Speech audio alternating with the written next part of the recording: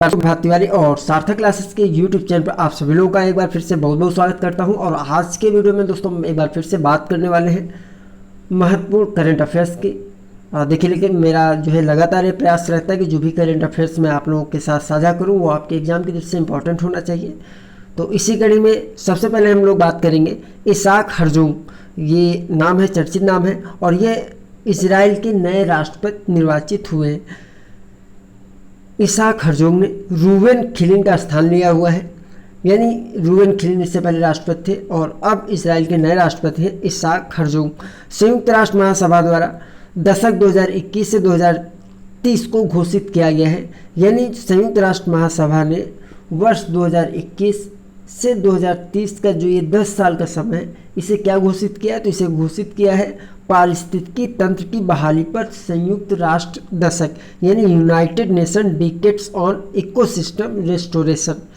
उपरोक्त दशक के जो नेतृत्व करते हैं वो कौन होंगे, तो वो होंगे यूनेप और एफएओ, यानी यूनेप और एफएओ के मार्गदर्शन में जो पूरा दशक का कार्यक्रम है इसको संचालित किया जाएगा। तो यहाँ पर फुल फॉर्म में देख लेते हैं यूनेप और एफएओ का। तो यूनेप का फुल फॉर्म है संयुक्त राष्ट्र पर्यावरण कार्यक्रम, जबकि एफएओ खाद्य एवं कृषि संगठन है। अब ये देखिए 5 नाम है, काफ़ी इंपॉर्टेंट नाम है: घाना, ब्राज़ील, अल्बानिया, संयुक्त अरब अमीरात और गैबान। चर्चा में क्यों है, क्योंकि इन 5 देशों को संयुक्त राष्ट्र सुरक्षा परिषद के वर्ष 2022-23 के लिए जो है अस्थायी सदस्य के रूप में नामित किया गया है। तो अस्थायी सदस्य हैं घाना, ब्राज़ील, अल्बानिया, संयुक्त अरब अमीरात और गैबान। विश्व का प्रथम मास्क मुक्त देश कौन सा बन गया है, तो ये इजराइल बन गया है। इजराइल ने अभी हाल ही में यह घोषणा की है कि 15 जून और इसके बाद से उनके देश में खुले में और बंद में भी, जैसे हम लोग कहते हैं कम से कम बंद कमरे में मास्क लगाना जरूरी है कोविड से बचने के लिए, तो इससे घोषणा की है कि अब मास्क लगाने की इजराइल में ज़रूरत नहीं। हालांकि अगर कोई व्यक्ति विदेश की यात्रा करता है या विदेश से बाहर आता है तो उन्हें मास्क लगाना होगा। तो इस तरीके से इजराइल जो है कोविड-19 के कारण जो मास्क ज़रूरी था उसको मना करने वाला पहला देश बन गया है। WHO द्वारा कोविड के बहुचर्चित 2 वेरिएंट के नाम देखिए, चूँकि कोविड इधर अगर हम पिछले 1 साल से बात कर लें, 1 से 1.5 साल से, तो जो सबसे बड़ा करंट अफेयर, सबसे मुख्य करंट अफेयर्स है वो कोविड ही रहा है। और लगभग हर एक व्यक्ति को कोविड ने जो है विश्व के हर एक व्यक्ति को प्रभावित किया है। तो यहाँ पे 2 वेरिएंट के नाम आप देख लीजिए, डेल्टा और कप्पा, काफ़ी चर्चा में रहते हैं। तो जो डेल्टा वेरिएंट है वो कौन सा है, B.1.617.2, जबकि कप्पा जो वेरिएंट है वह है B.1.617.1। देखिए 1 और 2 से आप याद रखिएगा, जो कप्पा है उसमें लास्ट में 0.1 है, जबकि डेल्टा जो है उसमें लास्ट में 0.2 है। आई फैमिलिया क्या है, ये भी एक चर्चा में रहा। तो ये एक ऐप है जिसे इंटरपोल द्वारा पारिवारिक डीएनए की सहायता से खोए हुए व्यक्तियों की पहचान करने हेतु बनाया गया है। नाफ्ताली बेनेट देखिए इजराइल के नए प्रधानमंत्री हैं और इन्होंने स्थान लिया हुआ है बेंजामिन नेतन्याहू का। बेंजामिन नेतन्याहू इजराइल में काफ़ी लंबे समय तक शासन करने वाले प्रधानमंत्री थे और इनका कार्यकाल, अगर कार्यकाल की बात कर लें तो सन 2009 से 2021 तक का जो है कार्यकाल रहा हुआ है बेंजामिन नेतन्याहू का। अब वर्तमान में नाफ्ताली बेनेट जो है इजराइल के नए प्रधानमंत्री नियुक्त हुए हैं। उखना खुरेलसुक, ये भी एक टेढ़ा मेढ़ा नाम है, उखना खुरेलसुक, ये मंगोलिया के नवनिर्वाचित राष्ट्रपति हैं। एनीमिया मुक्त भारत सूचकांक 2020-21 पर एक नज़र डाल लेते हैं। तो देखिए इसमें जो प्रथम स्थान है वह 64.1 स्कोर के साथ मध्य प्रदेश का है। दूसरे स्थान पर 59.3 स्कोर के साथ उड़ीसा है और तीसरे स्थान पर 57.1 स्कोर के साथ हिमाचल प्रदेश है। यानी पहला मध्य प्रदेश, दूसरा उड़ीसा और तीसरा हिमाचल प्रदेश। रायमोना राष्ट्रीय उद्यान ये कोकराझार जिला है असम में, वहाँ पर स्थित है। और रायमोना राष्ट्रीय उद्यान असम का 6वां राष्ट्रीय उद्यान है। इससे पहले 5 जो राष्ट्रीय उद्यान असम के हैं वो कौन कौन से, उन पर भी एक नज़र डाल लेते हैं। तो ये हैं काजीरंगा, नामेरी, मानस, डिब्रू सेखुआ और ओरंग। विश्व का पहला आनुवांशिक रूप से संशोधित रबड़ का पौधा तैयार किया गया है, किसके द्वारा, तो भारतीय रबड़ अनुसंधान संस्थान केरल द्वारा। और इस पौधे को असम के जो सरुवारी स्थित रबर बोर्ड का फार्म है वहाँ पर लगाया गया है इसे। रैबीज मुक्त होने वाला देश का पहला राज्य बन गया है गोवा। अभी हाल ही में गोवा ने घोषणा की है कि उनका राज्य जो है रैबीज से पूर्णतः मुक्त हो गया। और पिछले कई वर्षों से 2-3 वर्षों से गोवा में एक भी रैबीज का केस दर्ज नहीं किया गया है। युवा, तो सबसे पहले देखिए युवा का फुल फॉर्म देख लेते हैं क्या है, इंपॉर्टेंट है, पूछा जा सकता है आपके एग्जाम में। Young upcoming and versatile authors. उच्च शिक्षा विभाग, शिक्षा मंत्रालय, भारत सरकार द्वारा युवा लेखकों को सलाह देने हेतु, देखिए सबसे पहले यहाँ पर जो युवा शब्द आया है ये किस उम्र के लोगों के लिए है, तो ये 30 वर्ष या उससे कम उम्र के जो लेखक हैं उनके लिए है।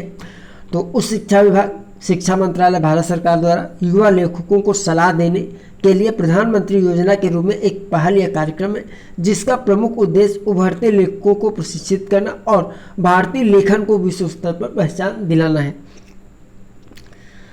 आप शिक्षा से जुड़ी बात कर रहे हैं तो एक खबर और देख लेते हैं, काफ़ी महत्वपूर्ण खबर है। सीबीएसई द्वारा शैक्षणिक सत्र 2021-22 में कक्षा 6 से 8 हेतु कोडिंग और कक्षा 8 से 12 हेतु डेटा विज्ञान को विषय के रूप में प्रारंभ करने हेतु एक समझौता किया गया है। किसके द्वारा, किसके साथ? माइक्रोसॉफ्ट के साथ। तो देखिए अपने आप में कोडिंग और डेटा विज्ञान को शामिल करना सीबीएसई बोर्ड में एक बड़ी खबर है।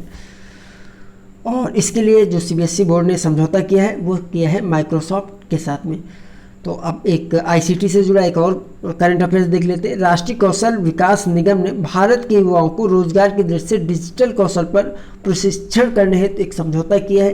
किसके साथ? व्हाट्सएप के साथ। यानी व्हाट्सएप के साथ मिलकर राष्ट्रीय कौशल विकास निगम भारत के जो युवा हैं उनको रोजगार की दृष्टि से डिजिटल कौशल पर प्रशिक्षण देने की व्यवस्था करेगा।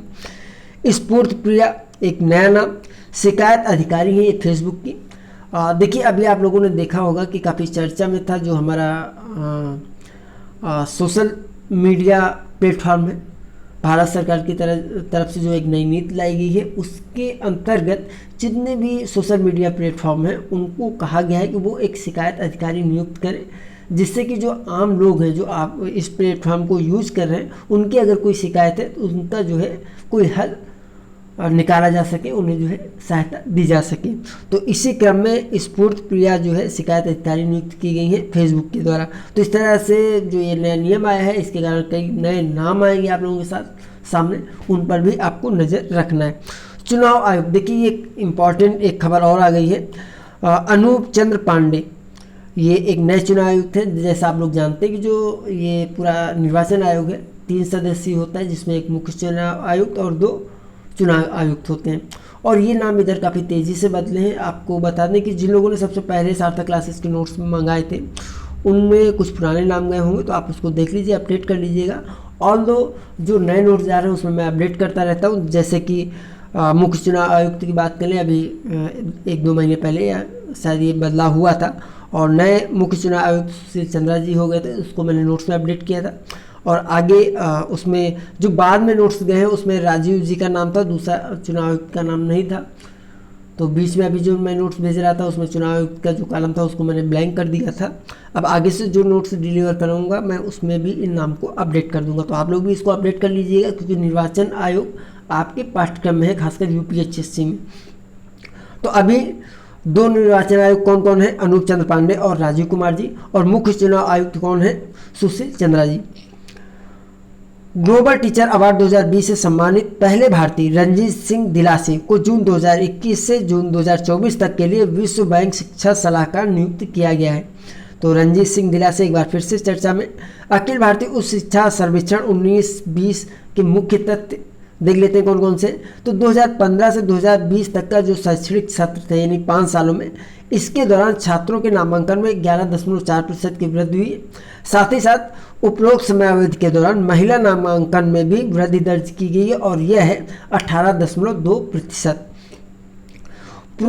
पुरुष क्रिकेट वर्ल्ड कप 2027 और 2021 में जो कुल शामिल टीमें होंगी वो 14 होंगी और कुल टूर्नामेंट जो होंगे, कुल मैच होंगे वो 54 होंगे।